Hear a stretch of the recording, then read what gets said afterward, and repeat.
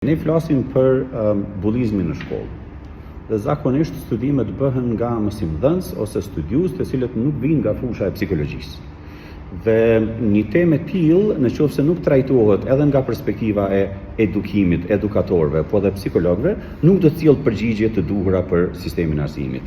Studimet ndërdisiplinare nënkupton në rastin tonë si institut, nëse trajtojmë një tematik në raport me leadershipin shkollor, atëherë trajtohet edhe nga perspektiva psikologjike e mënyrës se si drejtorët përballen me sfidat në vendin e punës, edhe nga perspektiva e edukimit, pra përgatitjes përmbajtësore, po dhe ndoshta edhe nga perspektiva e një trendi në transformim tani digital, se si përshtaten format e avancimit të teknologjisë në përmirësimin e praktikës profesionale të drejtorëve shkollave. Ne flasim për bullizmin në shkollë.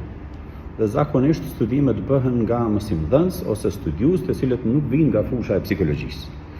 Dhe një temë e tillë, nëse nuk trajtohet edhe nga perspektiva e edukimit, edukatorëve, po edhe psikologëve, nuk do të sjellë përgjigje të duhura për sistemin e arsimit. Një prej sfidave në realizimin e plotë të tërësishëm të integrimit lëndor në arsimin parametritar ekziston tradita e përgatitjes së mësimdhënësve në Kosovë. Politika arsimore kërkon përgatitjen e mësimdhënësve për një lëndë të caktuar, me fjalë të tjera për mësimdhënës të shkencës, në këtë rast për biologjisë ndaras, kimisë ndaras, fizikës ndaras.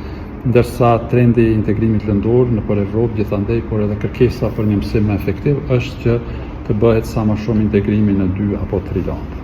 Andaj ne jemi të sfiduar si institucion që përgatisim mësimdhënës që këtë integrim ta bëjmë në mënyrë të mirëfill, ndërsa në mënyrën tonë dhe në përpjekjet tona ne kemi demonstruar që kjo megjithatë është e mundur dhe kemi hapur programe të reja, duke përfshirë edhe një program për mësimdhënien e edukimit për STEM.